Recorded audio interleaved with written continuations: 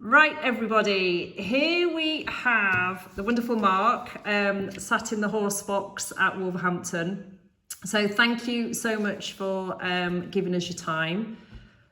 All right. I was a bit worried you were sat in a confessional box then, but it's good to hear it's a horse box. So we obviously really keen to hear about this new apprentice, Tyler Hurd, because George has been taken over by his boss, Mick Shannon, which is totally understandable. But what should we know about Tyler? What's your views on him? Well, Tyler's he's had one ride for us before. I rode Cody Moore, and he's a very good lad. He's actually half brother to Liam Hurd, who used to ride for us over jumps. But no, he's a really good lad, up and coming apprentice. Not masses of experience, but that's why he's taken a £7 weight off her back. So no, I was pleased to get him when George couldn't ride. I was very pleased to get him. And did he do okay on Kodiak? Were you impressed with him? Yes, yeah, he did. He did really well. The horse finished fifth. Couldn't have finished any closer. So no, I was really pleased. He seemed to have done his homework before the race. Good, sensible young lad. So yeah, no, I'm sure he'll make it as a jockey in time, and hopefully we can help him along the way. It's good that we're seeing these hopeful stars of the future. Yeah. If we look at tactics, we were desperate for a 7 furlong at Kempton with fireworks going off and her at 7 stone, but that obviously wasn't. We've had to really compromise. So she's drawn 13, isn't she, up against the favourite? So what do you think you'll be telling Tyler to do? Well, I think the tactics worked perfectly last time, and it certainly wasn't plan A for us to be sort of dropped in near the back. But it obviously suited her really well. So we'll definitely be riding her the same again. So from stall 13, when you're stuck right on the outside, when you've got those tactics where you're going to sit in behind the pace, it's not too bad. What's difficult is what she did last time she ran over a mile at Kempton earlier on this year. And she had to blast around the outside of everyone to get to the front. And you lose a lot of energy doing that. Whereas when we're going to sit in behind the pace, we'll just let her jump out, not too quick, and just slot her in, sort of jockey will put left hand down, right hand down even, and just get as close to the rail as he can, and then just wait for the gaps up the straight. And hopefully we'll get the gaps and she'll be able to finish off well. Got you. So I remember Royston saying that he doesn't necessarily follow favourites. He just rides his own race. So you might know where the favourite is, but is that what your general theme is? Yeah, definitely. You can complicate race riding a lot by. I mean, you do need to do your homework and as a jockey and know which horses are which, certainly, and which have got the best chance. But they can, if you start trying to follow one horse, it might run a terrible race and you might get stuck behind it all the way when it's going backwards, and then your race is over before you turned into the straight. So he'll very much, I won't tie him down to instructions. I'll just tell him, just jump out, just drop her in, she'll be midfield, maybe even a little bit further back. We hope we go quick, and then the gaps open up the straight. So, yeah, I mean, you can definitely overcomplicate things in a race. But, yeah, he'll say he's a reasonably experienced lad for his age, so I'm sure he'll get it right. And obviously, Rizzo now coming up to Christmas celebrations. She'll be having her birthday on January the 1st. So what form is she in? How's she doing? She's come out the last race really well.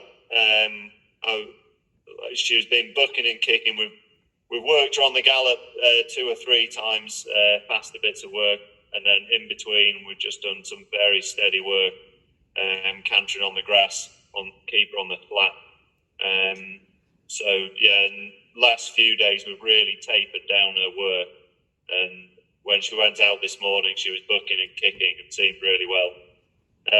We did ride her out the day of the race when she won last time, so we'll be keeping that the same. She'll be going out in the morning, just having a little leg stretch, maybe canter 2 furlongs, just loosen her up. Then they sort of relax once they've been out in the morning. The horses do relax a bit, so then she'll have known she's done her work for the day, or she'll think she'll have done her work for the day, and then she'll relax, eat the food. We'll head off about lunchtime with her. Brilliant. And I'm glad you're wearing a black top, because you and Ross wore black tops Well, last it's time. grey. So... Oh, is it grey? Grey, you need to swap it. You need to... Yeah. So hopefully that'll do the trick as well as the black did. Yeah, and we've arranged for some fireworks to go off just behind the stalls. That'd be great. Well, I think Russ is going down, isn't he? So he should be able to sort that out. Yeah, we sent Derek with a few rockets, so if you see those go off, that's because we're clearly going to give you the best chance. So, go on then, what's your expectations? What are you thinking? There's some good 3-year-olds in there, really, isn't there? There's one out of Camelot. And yeah, I mean, I think for the grade of race it was last time, we're in a 0 to 60 last time. It was very, very competitive. We're up in grade. We're up against some better horses. But in these races, it's not which are the best horses. It's which horse is the best handicap. That's the key. And I think we're still reasonably handicapped. When she ran at Kempton earlier on in the year, she was off 72, I think. And she wasn't beaten far, so we're off 67 this time. So we're still a bit lower in the weight than when she ran a really decent race there. She'll need to improve a lot to win from her last run. I'm just hoping she backs it up with a really good solid run. We see her in the first 3 or 4 again. Brilliant. And I suspect that'll be the case. If everything goes right, we've got a chance of winning. But I'd be pleased with a place. First 3 or 4. That's what I'd be expecting.